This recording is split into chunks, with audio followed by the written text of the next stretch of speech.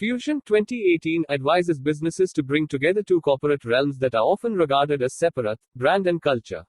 If fused into one, these two areas can create a new and powerful driving force in any business.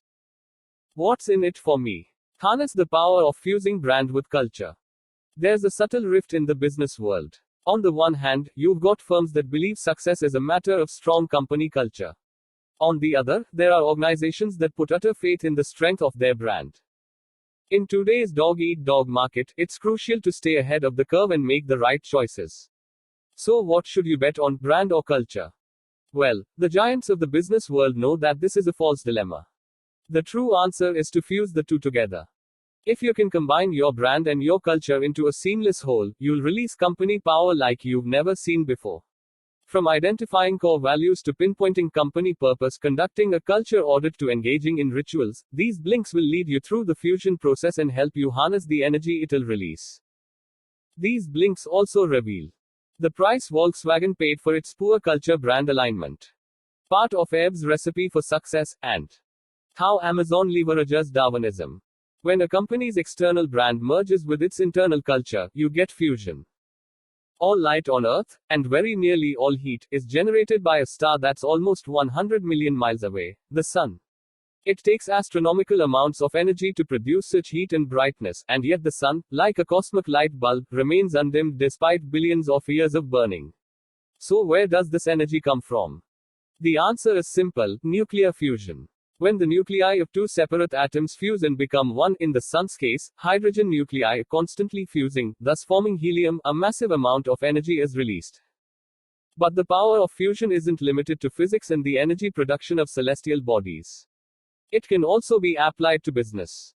For most businesses, company brand and company culture are distinct two atoms that, though close to one another, never fully merge.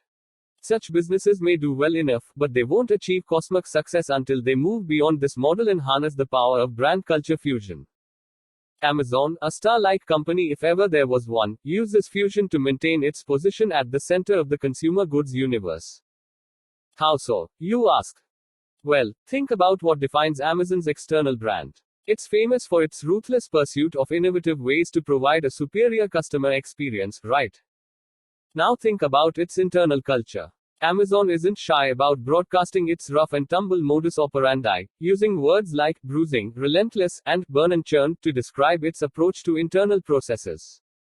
It's certainly survival of the fittest at Amazon, which isn't an ideal environment for everyone, and yet this interior culture of purposeful Darwinism is as tactical as it is taxing. Indeed, it aligns exactly with Amazon's external brand. They will relentlessly pursue opportunities to deliver the superior customer experiences that their brand promises, creating the brand culture fusion that generates the company's sun-like power. The fusion of brand and culture guarantees three major benefits. First, it aligns your employees by making the company objective crystal clear.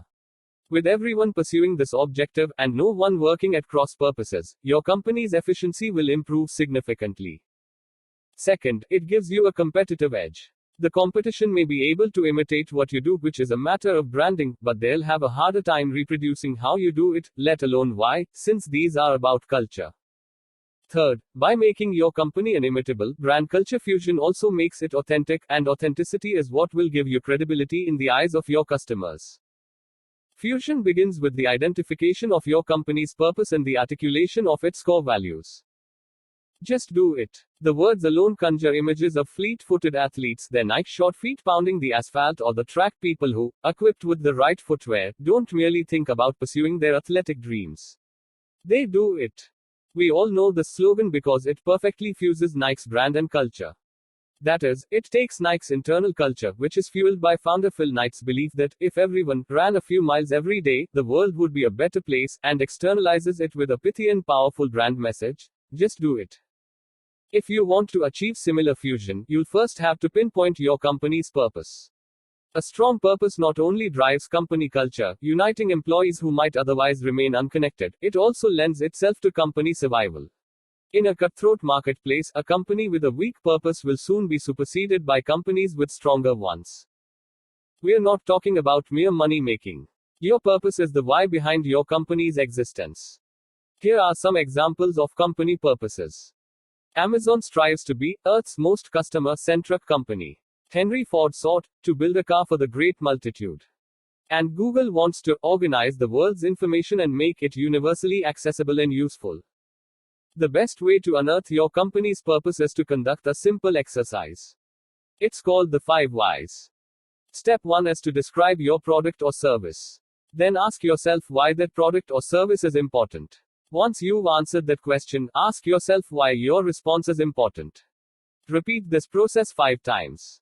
With each answer, you'll get closer to the heart of your purpose, and by answer number 5, you'll probably have a clear idea of what it truly is. While considering your company purpose, you should also pin down its core values. Whereas purpose expresses the why of your company, core values articulate its how, that is, the unique approach that sets it apart from all other companies.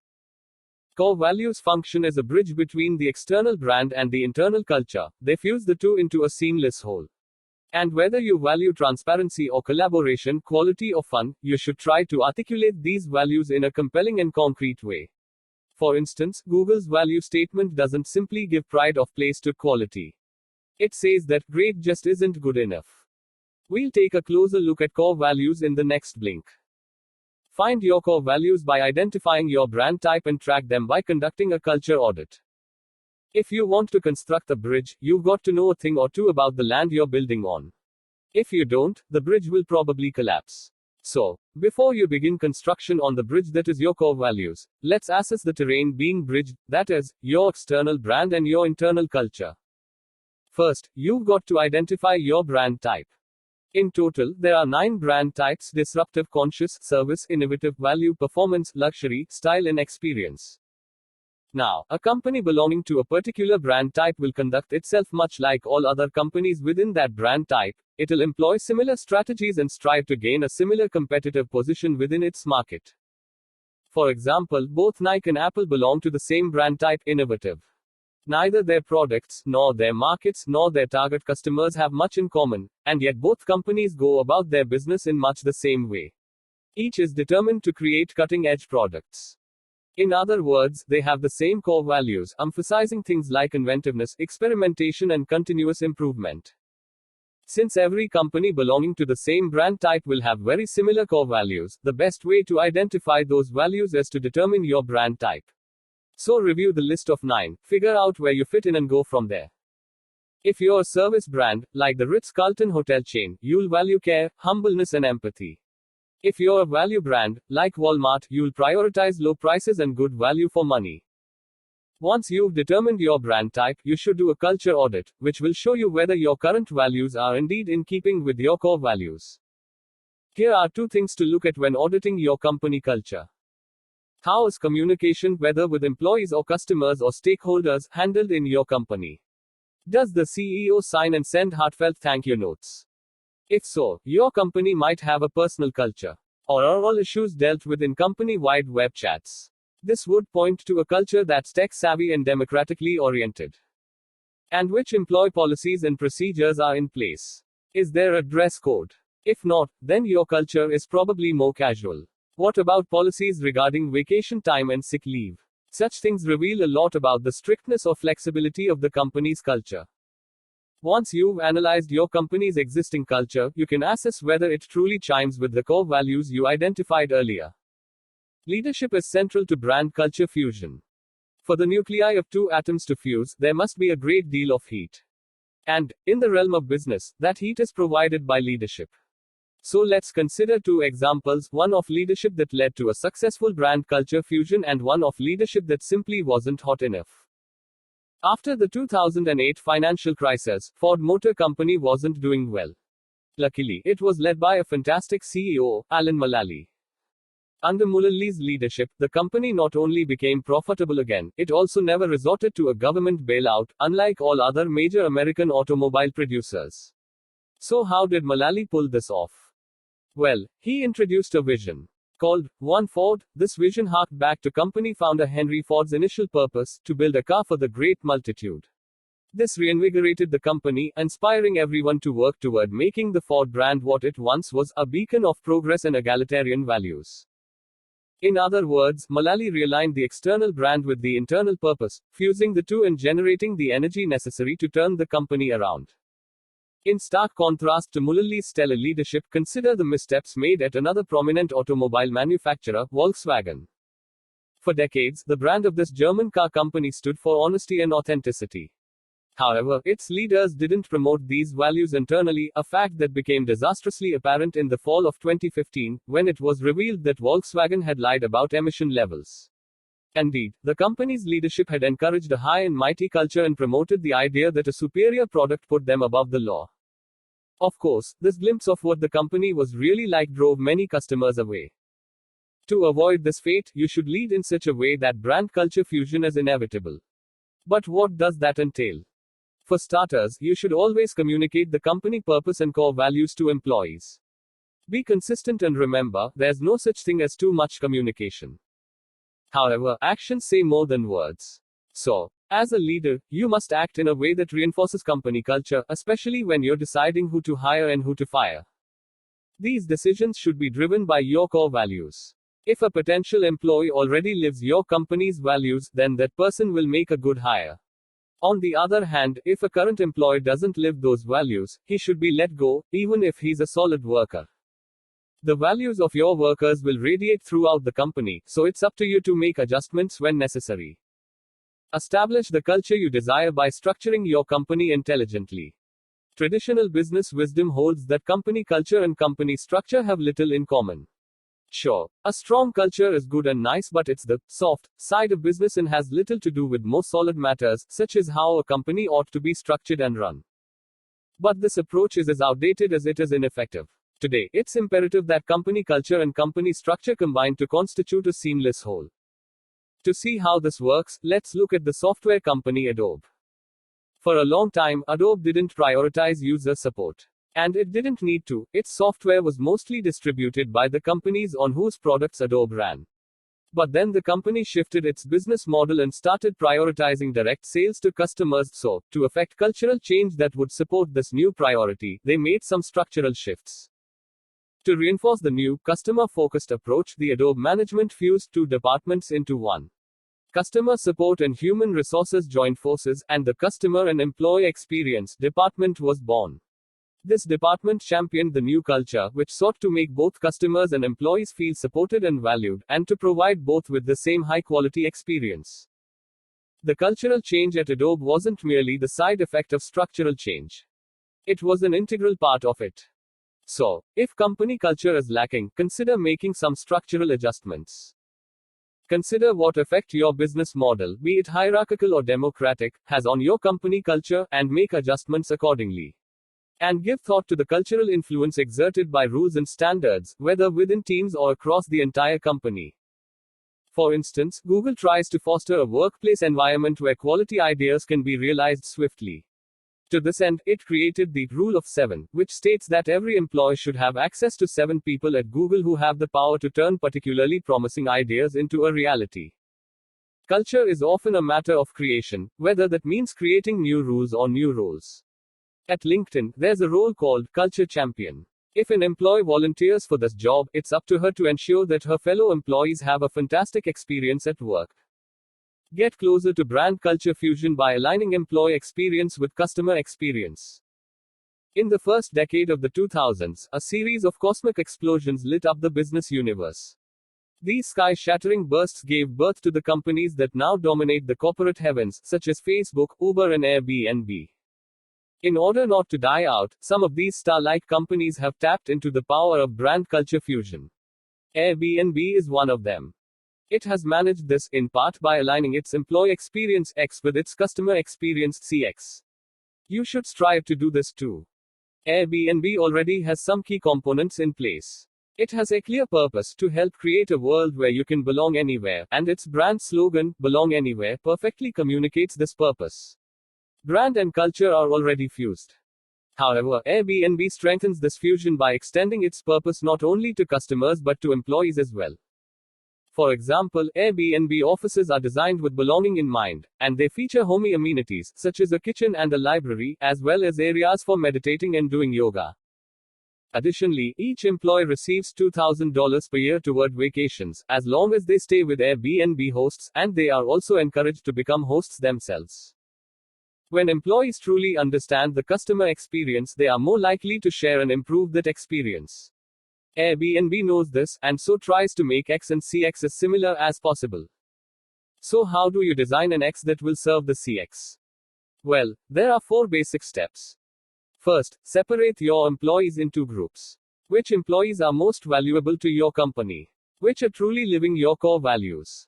Such questions will help you identify the employee groups that are most valuable to your company. Second, figure out which employee interactions are more important than all others. Different employees will value different interactions, and since there's no way to cater to the preferences of every employee, you should focus on prioritizing interactions that benefit and satisfy your most valuable employee groups. Maybe you value senior staff, and they cherish the opportunities for education and personal betterment that your company provides. Or maybe you value young talent, and they benefit most from basic training and other onboarding activities. The third step is to select and design elements that will form the experience of your employees, particularly those in your most valued employee groups. Consider the work environment, things like office lighting and layout, tools such as technology and materials, and intangibles, things like communication guidelines and other policies. Fourth and finally, try to create experiences for your valued employees that will strengthen company culture through, for example, the right kind of office environment. Nurture company culture with rituals and artifacts. Be warm. The resonant tone of a conch shell horn fills the room, and a man sporting a traditional Hawaiian outfit emerges and solemnly conducts a traditional blessing for the people assembled. Thus commences the annual customer conference of Salesforce, a software company whose CEO, Mark Benioff, has a soft spot for Hawaiian culture. So why all the shell blowing and Hawaiian get-ups? Well, during this conference, Salesforce strives to give customers a glimpse of its company culture, and that culture is encapsulated in rituals, specifically Hawaiian ones. Whether or not you decide to emulate a particular culture, one thing is for sure, ritualistic activities will positively impact your culture. Here's how Salesforce reaps the benefits of rituals. Its company culture is centered on a Hawaiian concept called ohana, which means family, and each employee relies on all the others as they'd rely on family members. This bond holds the company together. Ohana also drives company-wide practices. For instance, instead of simply saying, hey, or hi, Salesforce employees use a Hawaiian greeting, aloha, which means love, and end emails with the sign of mahalo, which signifies gratitude and thanks. And, of course, Friday is Hawaiian Shirt Day. At Salesforce, this article of clothing signifies employee solidarity and affirms the ohana-oriented culture. Rituals concentrate employees' focus on your company's core values, so the best way to identify suitable rituals for your organization is to start with those values and let them lead you to the right activities. Like Salesforce, you could draw on other cultures for inspiration, or you could come up with rituals of your own. As long as the ritual reinforces your values, you're good to go. Artifacts, that is, objects that serve as visual manifestations of your company culture, are another tool for nurturing your business. For instance, if you were to enter a conference room at Salesforce, you'd soon learn that you were in the Maka Luana room or the Hala Kahiki room, or any of the other rooms with Hawaiian-themed names. The names make visible the otherwise invisible ohana culture. Can you think of a name, or an object? Salesforce also gives out surfboard-shaped awards that conjures up the core values your company promotes. If so, you may have found an artifact. Company culture is often abstract, which can make it hard for employees to rally around. Rituals and artifacts give it tangible form. Engage employees with your brand until brand and culture become one. Rituals and artifacts are tools of engagement. They encourage employees to form a relationship with your brand. This is a great first step, but since employee engagement is central to brand culture fusion, you'll have to do more than encourage engagement. You'll have to ensure it. How? Well, let's look at Mitchell International, a software company that successfully used one of the most effective techniques out there, the brand engagement program. Mitchell International already knew its core values and expressed them with a solid brand slogan, the Mitchell Way. It even provided all employees with literature detailing those values. But, still, it hadn't fully instilled this brand identity. So it staged a day-long event whose sole purpose was to engage employees with the brand and culture. Prior to the Mitchell Way Day, various departments made little exhibits, like those you might find at a science fair. Each presented the way in which that particular department's customer service was driven by the company's core values. For example, one team's exhibit involved the swing of a golf club, a swift, simple movement that served as a metaphor for the process they devised for customers. Clearly, brand engagement programs are a fantastic way to bring out employee creativity and solidify employee commitment. So here are 2 activities you might use when staging your own program. Set up stations that play recordings of customers discussing their experience with the brand. These customer listening booths will not only teach employees how the brand is seen, they'll also spark discussion about brand improvement and deepen employee empathy. Or have employees seek out images in magazines, for instance, or online that capture the brand identity and ask them to make a brand identity collage. This is a perfect method for reinforcing their understanding. Build brand identity by leveraging company culture. Did you know that Patagonia, the outdoor apparel company, only uses 100% organic cotton? Or that its products incorporate recycled material?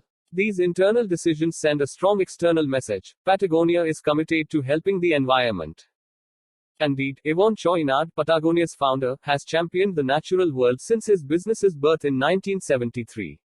And this culture of environmental commitment is perfectly fused with the company brand. Indeed, it's what defines Patagonia's identity. So, if you're trying to strengthen your brand, consider taking a page out of Patagonia's book and using your internal culture to fuel your external brand. How? Well, think about internal decisions that will give definition to your brand, like Patagonia's decision to commit to organic cotton, or, to cite another example, its acceptance of used clothing donations that it resells. Both these decisions help the environment and reinforce the brand because Patagonia customers tend to be just as committed to preserving nature as the company is.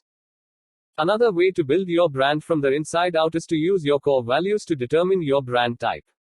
Since each brand type has a corresponding set of core values, you can establish your brand identity by establishing those values. So, for instance, if a particular university values achievement and excellence, then it's not hard to figure out that it belongs to the performance brand type. On the other hand, if that university prioritizes experimental teaching methods and cutting-edge programs, then its brand type is clearly innovative. Whichever way you go about it, be sure to draw on your internal culture. This won't only make your brand stand out, it is also the sole way to truly achieve brand culture fusion. Final summary. The key message in these blinks. Your company brand is a great source of power, as is your company culture. However, when fused together, these 2 resources can release truly cosmic energy. So, rather than thinking of your brand as merely external and your culture as merely internal, bring the 2 together, allowing them to interact and strengthen each other. This is the only way to ensure that customers truly engage with the brand and employees truly engage with the culture. Got feedback? We'd sure love to hear what you think about our content. Just drop a comment and share your thoughts. Make sure to subscribe for more audiobook summary. You can grab your own copy of the book by the link in the description. Suggested further reading, Powerful by Patty McCord. Based on the work practices at Netflix, Powerful 2017 is a guide to building a work culture that can adapt to today's fast-paced and ever-changing markets. It offers insights that are rooted in an unconventional way of managing people. You'll discover 8 practices of management that'll help you create a successful work culture and business. About the author. Denise Lee Yohn, a brand building and brand leadership expert, is a business consultant, keynote speaker, and influential business author. A regular contributor to Harvard Business Review and Forbes, she is also the author of What Great Brands Do, the 7 brand building principles that separate the best from the rest.